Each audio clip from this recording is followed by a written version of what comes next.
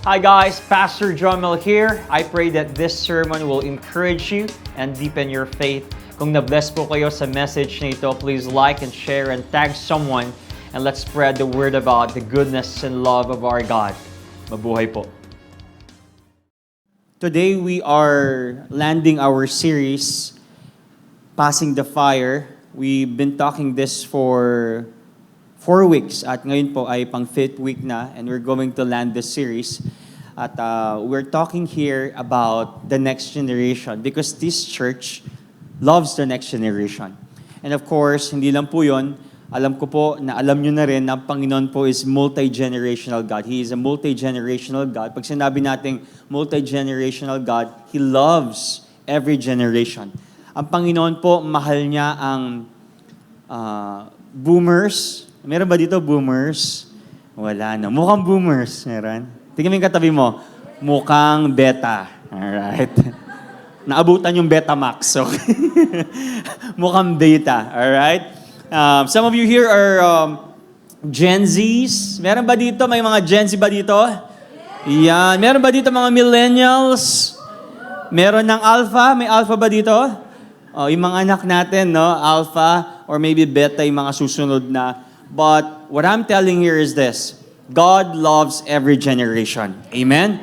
God loves you. God loves your parents. God loves your siblings and even you. Mahal ng Panginoon. Yun po ang ibig sabihin ng multi-generational God. And today, let me land this series. And mamaya, watch out and brace yourself because this is a very, very powerful message dahil matindi to. Surprise na lang, okay?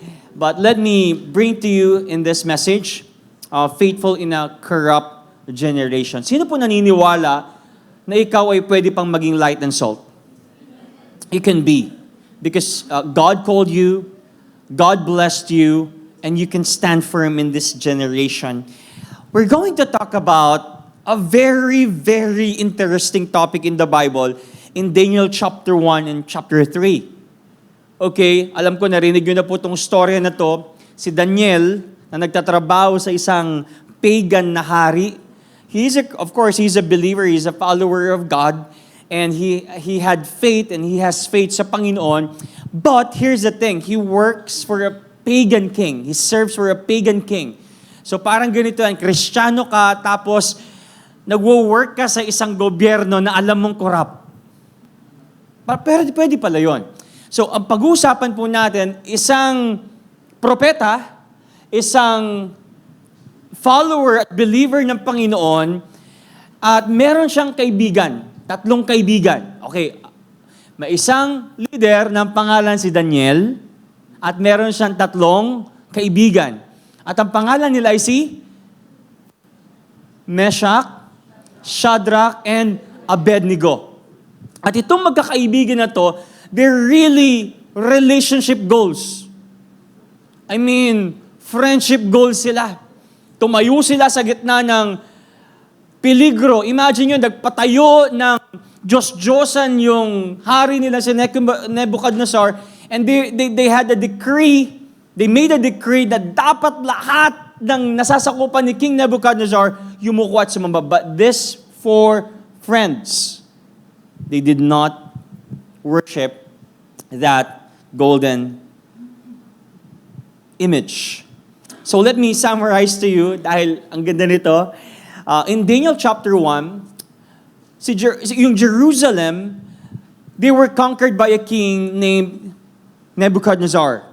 So kinonquer po yung lugar or yung bansang Jerusalem. And then, what happened was, maraming mga kabataan doon like you, kasama dito si Daniel, Meshach, Shadrach, and Abednego. And here's the thing, dinala po sila sa Babylon.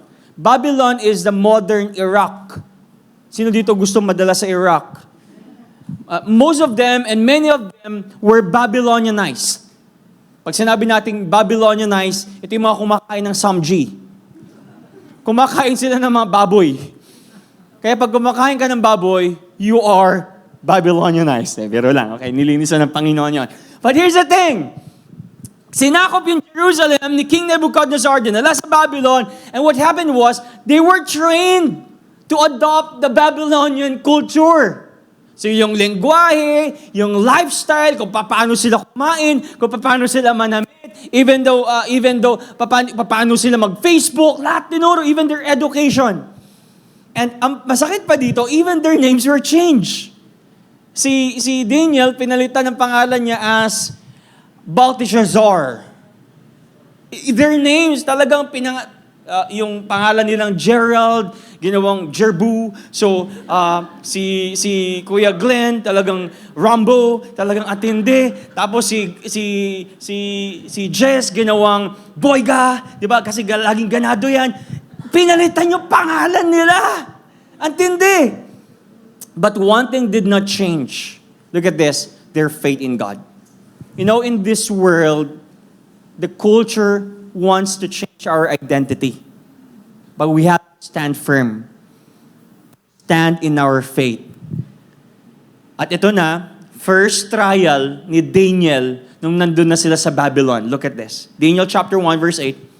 But Daniel resolved, sabi niyo nga resolved, that he would not defile himself with the king's food or with the wine that he drank.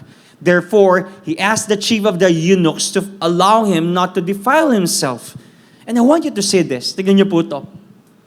Si Daniel, he was serving a pagan king. Pag sinabi nating pagan king, sumasamba sa Diyos-Diyosan, kumakain ng mga inaalay sa Diyos-Diyosan. Alam niyo yung mga atang? Kinakain nila yon. Nakalagay yun sa law of Moses, law ni Moses, huwag mong kakainin yung mga inaalay sa mga idols. Huwag kang sumasamba sa mga Diyos-Diyosan. And look at this, the word resolve, sabi niyo resolve. Bago pa dumating yung temptation, Daniel resolved and determined not to eat those food na galing sa Babylon. And there was a conviction.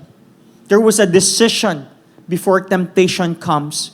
At pinapakita po nito na sa kalagitnaan ng temptation, Daniel resolved, I will not be tempted because I want to stand firm sa pananampalataya ko sa Panginoon. In verse 15, look at this. At the end of 10 days, it was seen that they were better in appearance and fatter in flesh than all the youths who ate the king's food. Tignan niyo yung katabi ninyo. Mukha ba siyang fresh? Pag hindi, kumain ng samji yan. He's Babylonianized, Van. But we're not talking about baboy naman dito, no? But what I'm telling here is this. They obeyed the will of the Lord and the commands of the Lord. And in verse 16, so the steward took away their food. Inagahain sa kanila, guys, kain na kayong samji. Meron pa ditong wine. Anong gusto nyong wine? Meron ako dito, masarap, MP. Di ba? Emperador to, wine to, Carlo Rossi, eat all you can, drink all you can. But they refused to eat and drink. At ang binigay lang sa kanila ay vegetables. Sabi mo nga sa katabi mo, kumakain ka ba ng gulay? Ha? Ang mga kumakain ng gulay, umahaba ang... Hindi rin, nakaka-high blood. Pag kumain ng gulay, nakaka-high blood. Alam niyo kung bakit? Gulay na naman! Tiro lang, okay? But ang kumakain ng gulay, based dito, hindi, wala naman sa gulay or tabayon or baboy yun, no? But we're talking here that they followed. So round 1, nanalo si Daniel. Palakpakan natin yung friends si Daniel and Daniel. They won round 1. And in verse 17, look at this. As for this four youths, God gave them learning and skill in all literature and wisdom. And Daniel had understanding in all visions and dreams. Remember, pag sinabi natin Jewish exiles, kasi Jewish exiles sila eh. Ibig sabihin, they're powerless, they're hopeless, galing sila sa kinamkam at kinupkub na bansa. So ibig sabihin, wala silang say. But here's the wonderful deed of God.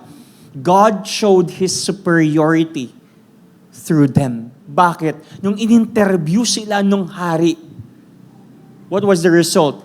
They're 10 times better among the youths. Pinakita ng Panginoon dito na kung gusto mong maging the best, it doesn't mean na kailangan mo mag-disengage sa corrupt na kultura. You can be the best because God can use you to show that He is superior than any other gods, any other culture. That's why if you're called to work in a system wherein very corrupt, maybe God can use you. God could use you to be the light and salt, and ikaw ang magiging the best doon. So number one I want to point here is this, is stand different. Sabi mo sa katabi mo, is stand different.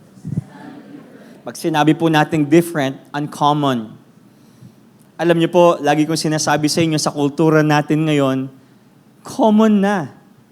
Na lagi tayong may nakikita na talagang nag-aaway.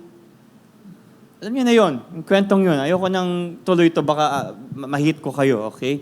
But we know those stories and we know those attitudes. But the Bible says, be uncommon and stand different. Have conviction. In fact, young people fall not because temptation is strong, but because convictions are weak. Kurutin mo yung katabi mo. Do you have conviction? Meron ka bang conviction?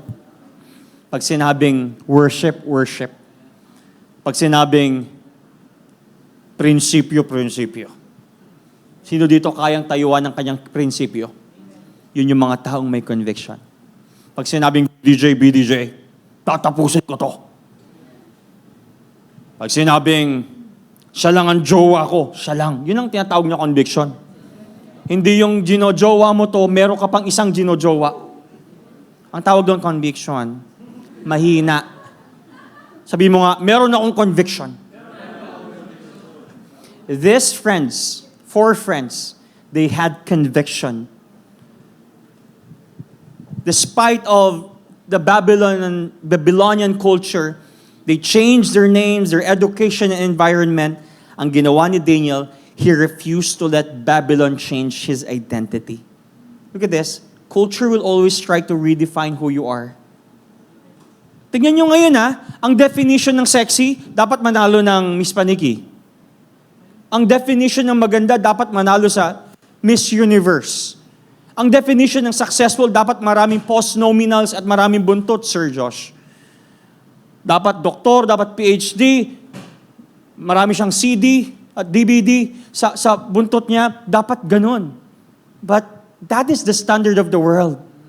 But how do you gauge and measure success? Ang ganda ng preaching kanina. Ang tunay na success, nakakatulog kapag gabi. Marami dito, may kotse, marami dito, milyonaryo, pero I doubt kung nakakatulog pag gabi. Of course, iba naman yung mga nag-work pag gabi, no? Nakakatulog ng umaga. Sila Ate Andrea, tsaka sila Kuya Romel. Sino dito nakakatulog ng umaga? Oh, may mga ganon, sila Eloy. Kaya nadulas yung motor niya, nakakatulog yan. Pahinga ka. Okay, that's true success. Happy ka sa Lord, happy ka sa relationship mo with your wife, with your family. Walang stress. Tingnan mo yung katabi mo, kung may stress.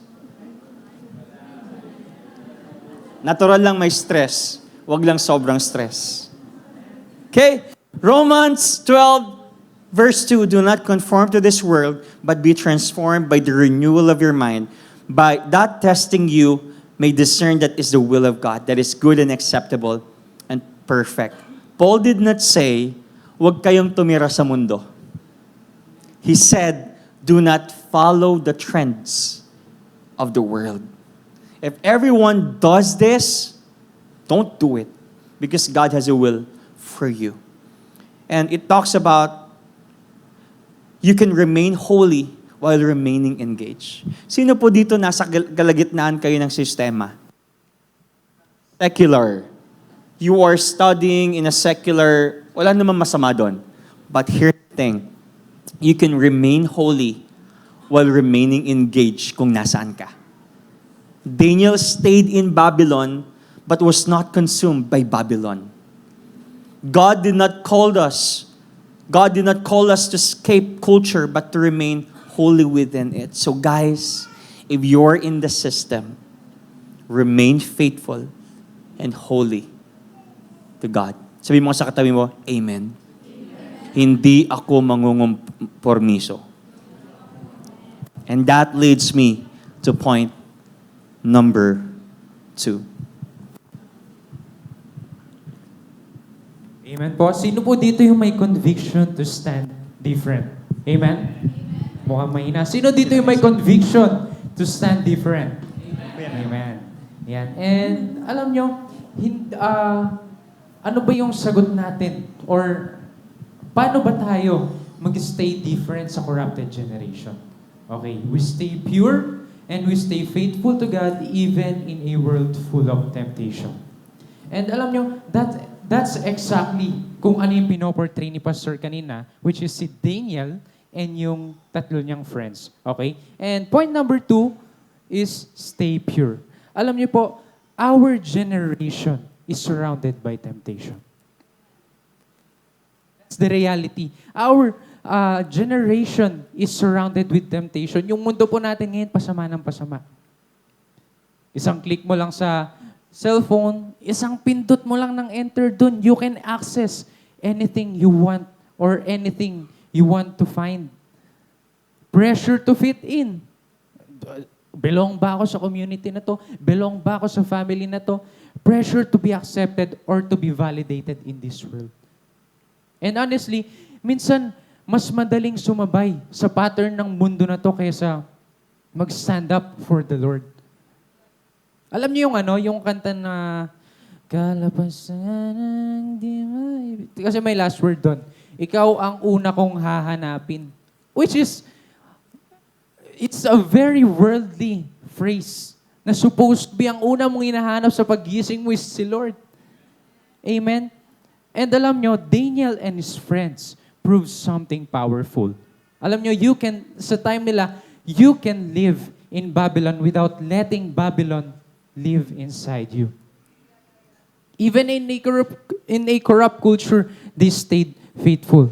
At kung titignan po natin, faithfulness started in private. Okay? Sabi sa Daniel chapter 8, Daniel resolved in his heart not to defile himself. Alam niyo po, before Daniel faced public pressure, he made a private decision, which is between Daniel and God. And that's important. Because faithfulness does not start on stage. Ang faithfulness hindi nagsisimula na nagsuserve ako dito, nagsasalita ako dito sa harapan ngayon. But faithfulness starts in private. Ano yung mga bagay na ginagawa mo pag mag-isa mo na lang sa kwarto mo? Pag wala nang nakakakita sa'yo. And take note of this, private purity produces public faithfulness. And alam niyo po, bago yung fiery furnace sa Daniel chapter 3, there was already a private obedience in Daniel chapter 1. At kung titignan po natin, Daniel didn't wait for pressure. Hindi niya inantay na ma-pressure siya sa mga bagay na to bago siya maging faithful. But Daniel has a conviction and he already decided, I belong to God. Daniel belongs to God. And minsan, gusto natin maging strong Christian publicly. Pero privately, we are compromised. We want to worship on Sunday. We are worshiping on Sunday. But from Monday to Saturday, who are we?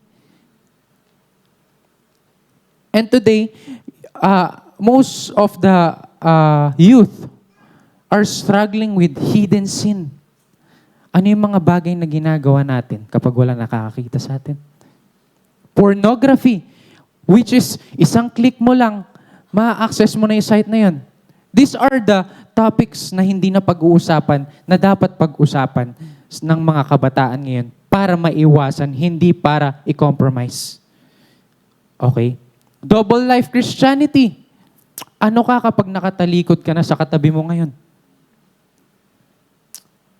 Seeking validation, approval addiction. Hindi na ako pupunta sa community na yun. Hindi naman ako pinapansin eh. And little by little, those things begin to control our hearts. We are too focused sa mga bagay na hindi nakakatulong sa atin. At ang susunod nating tignan is idolatry is more than statues. Okay, in Daniel chapter 3, King Nebuchadnezzar commanded everyone to bow before the golden image. Sabi nga ni Pastor kanina. Pero alam nyo, the real issue was not the statue. The real issue was worship and allegiance. Sino ba yung i-obey ko? Who was truly their heart? And today, our idols may not look like statues. Minsan yung mga idol natin, yung mga followers natin.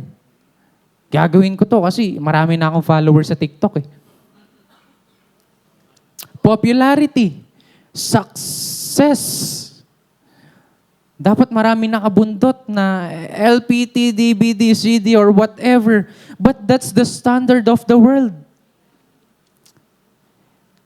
Alam niyo, sabi sa Matthew chapter 6, verse 24, no one can serve two masters. You cannot serve the worldly things while serving your God. You cannot serve your relationship and at the same time, you serve your God. And sabi sa Romans chapter 1, verse 25, people exchange the truth of God for others' things. And honestly, anything that takes place of God in our hearts can become an idol. Minsan mas worried pa tayo sa mga bagay sa mundo na to. Mas worried pa tayo sa opinion ng mga tao. Mas worried pa tayo sa kung anong sasabihin sa atin ng katabi natin than pleasing God. We are too focused and worried para sa mga bagay na wala naman natutulong sa buhay natin. And without realizing, we begin bowing to culture instead of God. Alam nyo, the cause of not bowing, kung titignan natin dito, what makes the three friends ni Daniel amazing is this. Even when everybody bowed, they stood. Imagine nyo, dito sa room na to, punong-puno tayo. But three of your friends, they stood, not worshiping yung mga godly sa mundo na to. Imagine, no, thousands of people bowing, the king is watching. Pero sila, hindi man sila yumuko. Bakit? Because they feared God more than people, and standing for God always has a cause.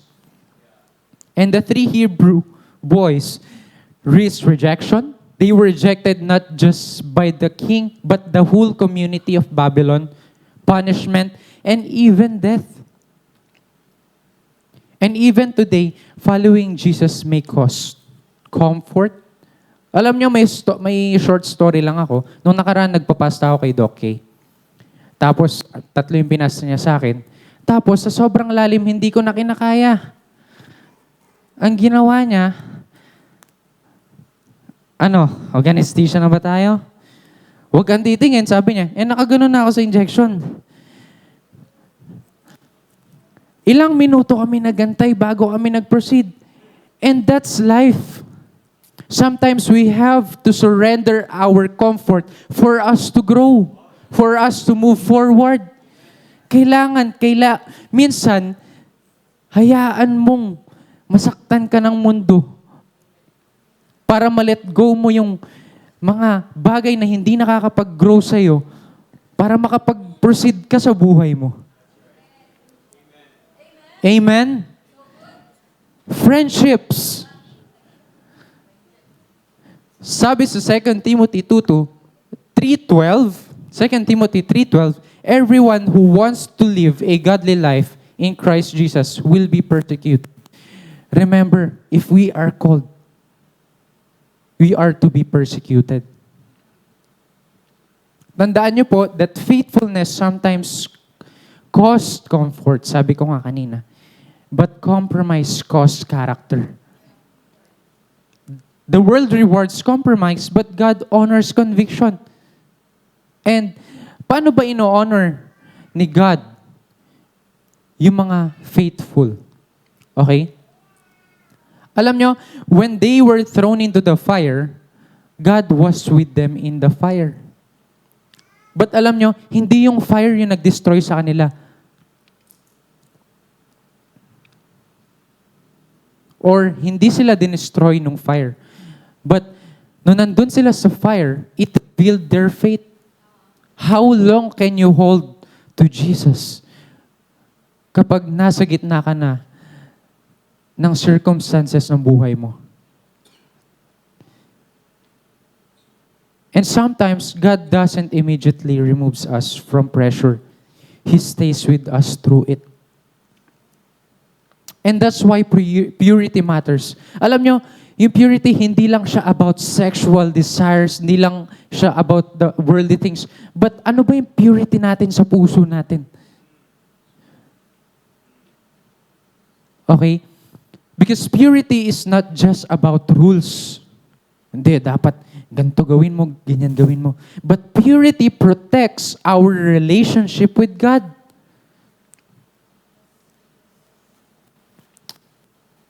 And here's the question or this is not the question, do you look Christian? But the real question is, who has your heart? What are you bowing to? Will you stay faithful even when it is hard? Alam niyo po, God is looking for a young people who will say, I will stay pure, I will stand even if others bow, I will stay faithful in a compromised generation. Kaya ngayon, let's make our decision wise. And when we stay pure, we can stay focused on God's purpose. And that will lead us to point number 3.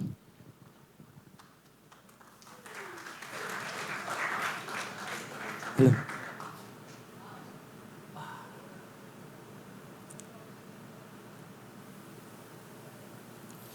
A blessed afternoon po sa ating lahat. Medyo pagpasensyahan nyo na po yung boses ko. Medyo bangongo lang ako ngayon. But our point number 3 is stay focused.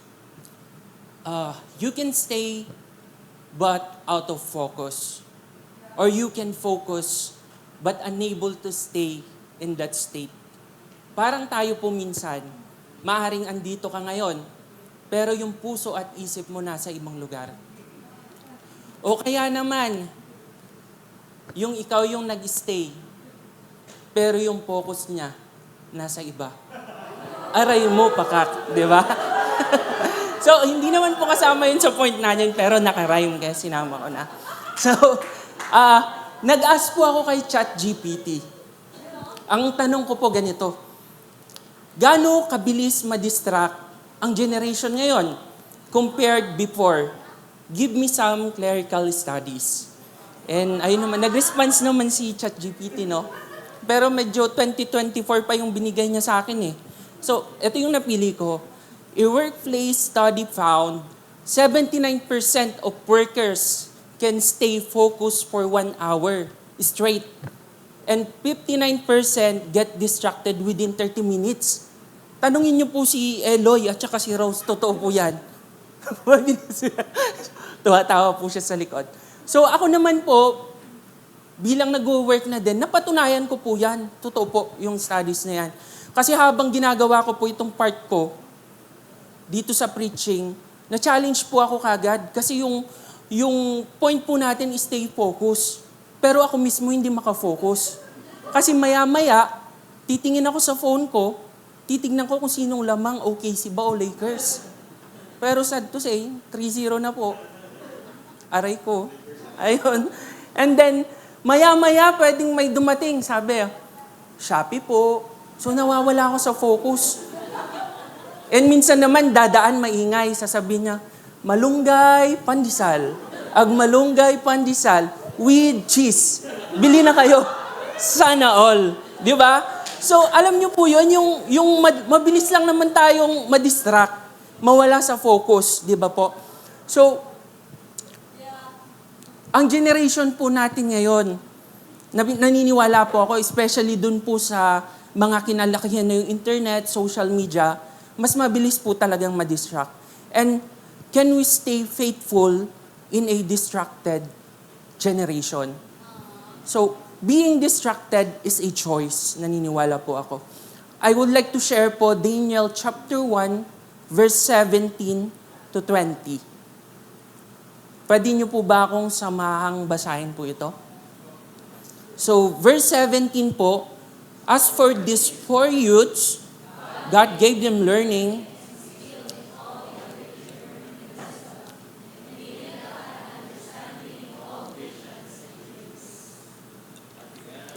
Verse 18 po, at the end of the time, when the king had commanded that they should be brought in,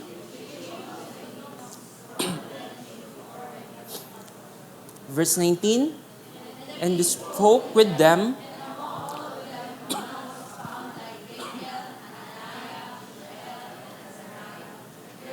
they stood before the king, verse 20,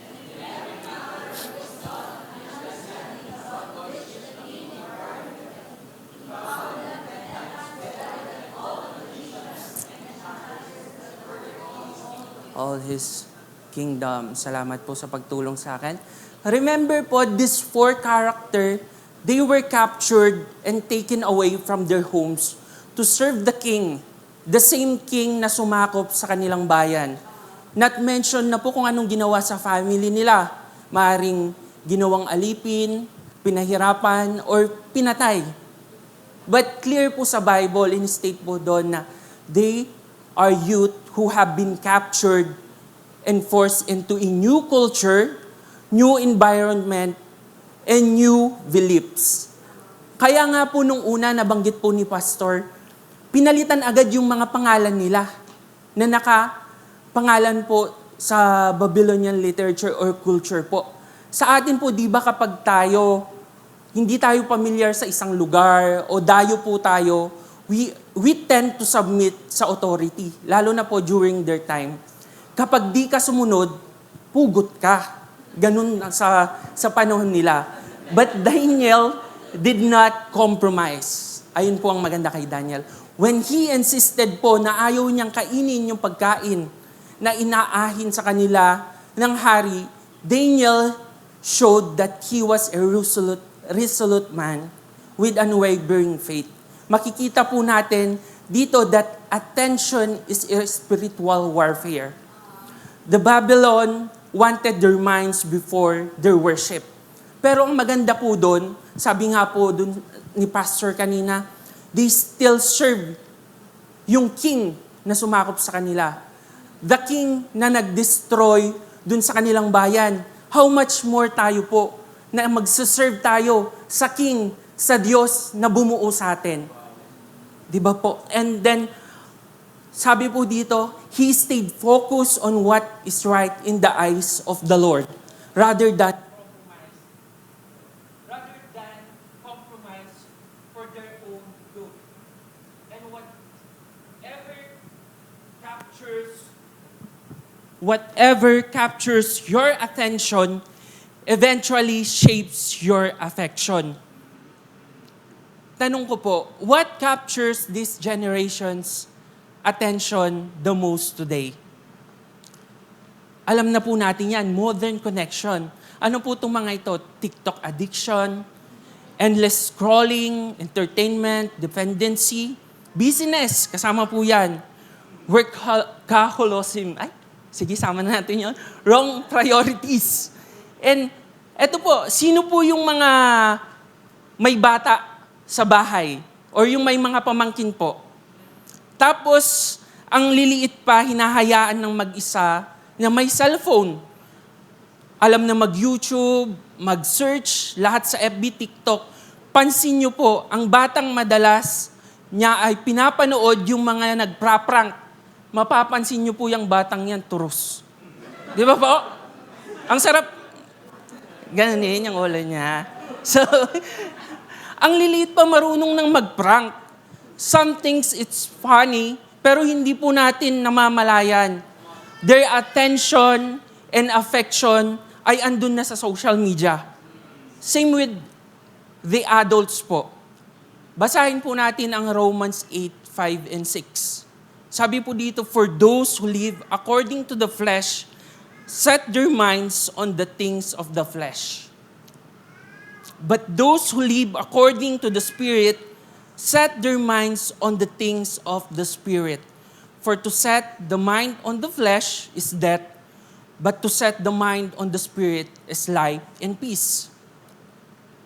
So paano po tayo magkakaroon ng wisdom in a noisy world? Makikita po natin yon sa buhay ni Daniel. Daniel grew in wisdom while surrounded by confusion. And to the young believers today po, we need discernment, not just information. Masasabi po natin na ang information is everywhere, but wisdom comes from the Lord. Yan po ay mababasa natin sa James 1:5. Sabi po dito, if any of you lacks wisdom, let him ask God, who gives generously to all without reproach, and it will be given him. God gave us wisdom not to be consumed by the world, but to overcome it. Sabi po sa ating binasa, dun po sa verse 17, God gave them learning and skill in all literature and wisdom. And Daniel had understanding in all vision and dreams. And sa verse 20 po, and in every matter of wisdom and understanding about which the king inquired of them, he found them 10 times better than all the magicians and enchanters that were in all his kingdom. Makikita po natin yung galaw ng Panginoon sa buhay nila. How come po ng isang dayuhan, captured, ipinunta mo dun sa isang bayan, na mas magaling pa dun sa mga mismong tao dun, na simula pagkabata nila, yun na yung pinag-aralan nila. Pero nakita po natin na kapag galing kay Lord, ikaw po'y nasa taas. Amen? And lastly po, your busyness can replace devotion. Akala po natin yung pagiging busy natin sa maraming bagay, nagro-grow po tayo. I can say yes po, but not spiritually. You can be productive but spiritually empty. Ito po, the enemy doesn't always destroy people through sin. Sometimes through distraction. And ito po ang sabi sa Colossians 3:1 and 2. Doon po sa verse na to, urges believers to focus on heavenly spiritual realities rather than earthly concern, as they have been raised to new life with Christ, who is seated at God's right hand. So let's set our minds on the things that are above, not on this, that are in above, not on this that are on earth. So isa lang pong masasabi ko, hindi porke fit po tayo sa isang lugar, ay belong tayo doon. Nakita po natin si Daniel at kanyang mga kaibigan. They are fit kasi kinaptured sila. Ano po yung mga qualities? Dapat pogi. So marami pong hindi qualified po. So hindi wala po dito. Marami lang hindi qualified. So pogi daw, dapat good looking, magaling sa pag-aaral, literature. So talagang qualified po sila, fit po sila para dun sa position na hinahanap. Pero pagdating po doon sa kanilang paniniwala sa Diyos, hindi po sila belong doon. Kaya nakita po natin sila ay nag-stand out and nag-stay focused sa kanilang paniniwala. And that leads po sa ating next point.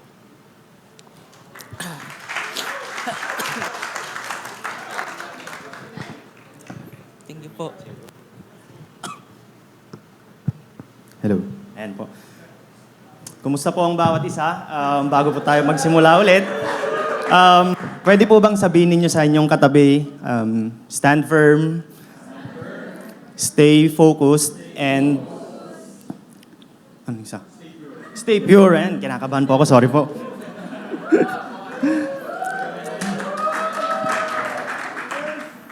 Ayan. So right now, I want to bring you on this topic. Pero hindi po pala 'yon. So point number 4 na po tayo. we need to stay faithful. So hindi po madali ang maging faithful. Amen po ba? Amen. Maraming distractions, maraming temptations, at minsan ang hirap labanan ng sariling emosyon. Pero ang faithfulness, hindi lang ito tungkol sa pag-iwas sa mga mali. Tungkol ito sa pagpili sa kung ano ang tama kahit walang mga nakakakita. It's about being a person of your word.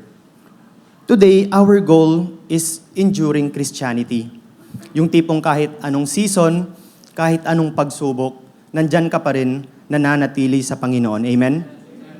Pero paano po ba tayo mananatiling faithful? Simple lang, be faithful until the end. So ang sabi sa Daniel chapter 3, verses 16 to 18, so dito po nabanggit po kanina ni Pastor na si Haring Nebuchadnezzar, siya po ay nagpatayo ng isang statue at yun lamang po yung sasambahin and dun lang sila magbabaw. At ang mga taong hindi susunod doon ay ipapatapon po sa nagbabagang pugon. So in verse 16 it says, Shadrach, Meshach, and Abednego answered and said to the king, O Nebuchadnezzar, we have no need to answer you on this matter. If be so, our God whom we serve is able to deliver us from the burning fiery furnace, and he will deliver us out of your hand.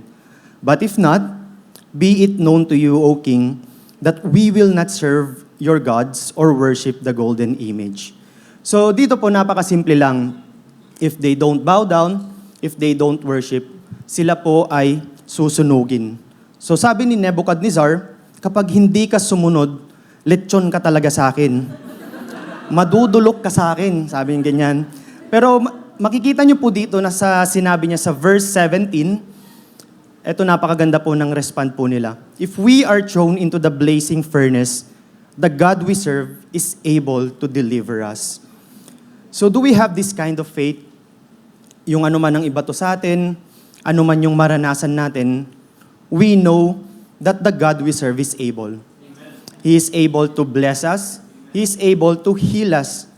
He can protect us and He can deliver us. Amen?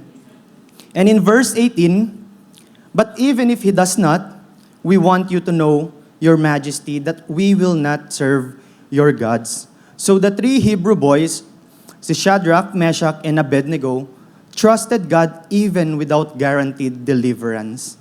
So kahit pa hindi niya kami iligtas, hindi pa rin kami sasamba sa inyo. So take note, yung word po na even if He does not.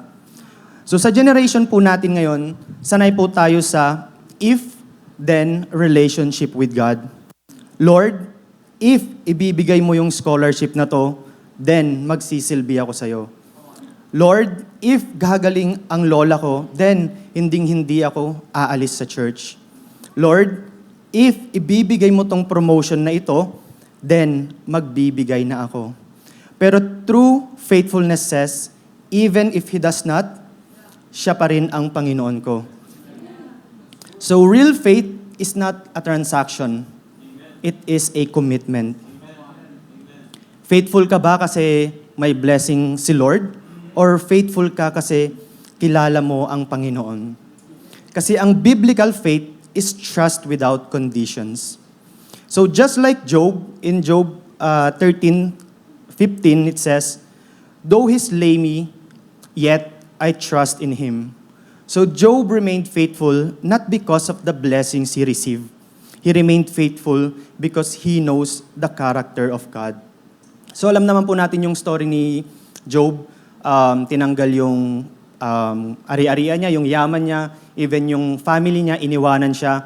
At even yung health, nagkaroon siya ng sakit sa balat. Pero anong naging respond ni Job? He remained faithful until the end. And sa dulo, he was restored. So Job was faithful until the end, and because of that, siya'y na-restore. Hindi lang basta restored, ang sabi sa Bible, na doble yung kayamanan niya. Kaya tayo po, I believe, meron tayong mga pinagdadaanan, meron tayong mga sari-sariling problema, pero we need to remain faithful until the end. Kasi nasa dulo yung restoration, nasa dulo po yung revival. So, be faithful until the end. So second one po is consistency over hype.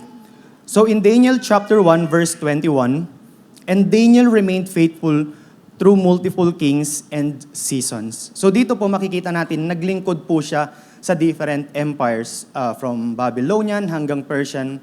And he saw kings rise and fall, pero si Daniel, nanatili po siyang consistent. So he remained faithful sa kanyang tungkulin. So for example, si Ate Carla, nag-work po siya sa munisipyo. Nagpalit na po tayo ng mga mayors, pero she remained faithful sa kanyang trabaho. So hype gets you started, but consistency keeps you standing when the seasons change. Like Daniel, your faithfulness shouldn't be tied on who is in charge or how do you feel, but on the purpose you serve. So lagi po nating itanim sa puso natin na yung layunin natin, siya ang magbibigay ng tunay na lakas. Dahil kapag maliwanag ang iyong bakit, hinding-hindi ka susuko sa anumang paano. So parang bakit ko ginagawa ito? Bakit nangyayari sa akin to? Of course, laging ang Panginoon po ang nasa likod nito. Pero maganda po, hindi po natin laging iniisip yung paano because remember that our God is a way maker. He will make a way. Siya po ang bahalang mag-provide para po sa mga pinagdadaanan po natin. And God is not only looking for passionate starters, but enduring followers. Sa totoo lang po, ang daming magaling mag-start, ang daming nagvo-volunteer sa simula, at ang daming passionate sa simula. Pero ang Christianity ay hindi po ito sprint, kundi ito ay isang marathon. Ito ay patatagan, patagalan, dahan-dahan man, pero lalo tayong lumalalim sa Panginoon. And ang faithfulness ay hindi nakikita sa pagtaas lamang ng kamay at pagtalon mo during worship, kundi sa pagpili mong sumunod kay Lord sa normal na araw from Monday hanggang Saturday, you remain faithful sa Panginoon. Hindi ka nagko-compromise sa trabaho, sa school, at kung saan man tayo mapunta. Dahil mas gusto ni Lord yung dahan-dahan tayong lumalago, pero hindi tayo humihinto. Kaysa sa mabilis na nag-aapoy, pero agad namang napupundi. Actually, meron po tayong mga tinatawag na short-lived passion. Mabilis mag-apoy, ngunit mabilis din lumamig. Event Christianity, active lang pag may event, may fellowship, or mga youth camps. BDJ, yan. BDJ Cup, yung nakaraan po. And next one is emotional spirituality. Nagdedepende sa feelings bago sumunod. And ito po yung pinaka-challenging talaga, which is yung compromise. Okay lang to, lahat naman ng classmates ko ginagawa ito. Okay lang ito, wala namang nakakakita sa akin. Pero we need to stop lowering your standards just to fit into temporary spaces. God honors consistency and not just intensity. And yung last one po is faithfulness in exile. So in the Bible, Daniel was physically taken from his home and forced to live in Babylon, a place with different laws, different gods, and different culture that didn't value his beliefs. He lived faithfully in a place hostile to God. So this place and environment is designed to make you forget who you are. And if you forget who you are, you'll eventually start acting like everyone else. Ang mga maliliit po na pagko-compromise ay parang anay. Unti-unti itong sinisira ang faith mo hanggang sa magugulat ka na lang ay ginagawa mo na rin yung mga bagay na hindi naman dapat. So Christians today are called to remain faithful in a spiritually confused world. Minsan mahihiya kang mag-stand out kasi ayaw mong magmukhang weird. Pero ang sabi ni Paul, we are set apart for the gospel of God. That's why dapat ang loyalty po natin is to the King of Kings lamang. And faithfulness means being the same person sa loob man ng church or outside sa ating community. And God can preserve you in places that were meant to pressure you. Saan po ba tayo ngayon madalas nape-pressure? Sa trabaho, sa studies, relationship, or expectations. But always remember, God doesn't crush you with pressure. He creates a masterpiece through it. Kaya mga kapatid, if meron man sa atin dito ang napagod na, feeling mo wala namang nangyayari sa pagiging faithful mo, or feeling mo ikaw na lang ang sumusunod habang yung iba nag-enjoy sa mundo. Daniel remained faithful for decades, and even Job remained faithful, and God honored them. Kaya huwag kang mapapagod, huwag kang susuko, dahil ang Diyos na nag-ingat kay Daniel ay siya ring Diyos na magtatawid sa iyo sa anumang pagsubok ng buhay mo. Kaya mga kapatid, let's stay faithful.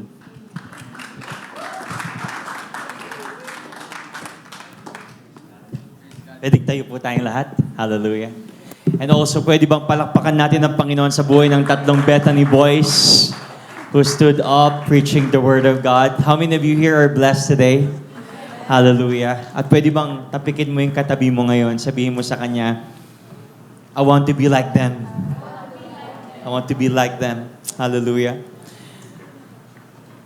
Alam niyo po, yung every point na preach ng tatlo nating magigiting na mensahero, it leads us to one thing. Let's be Christ-like.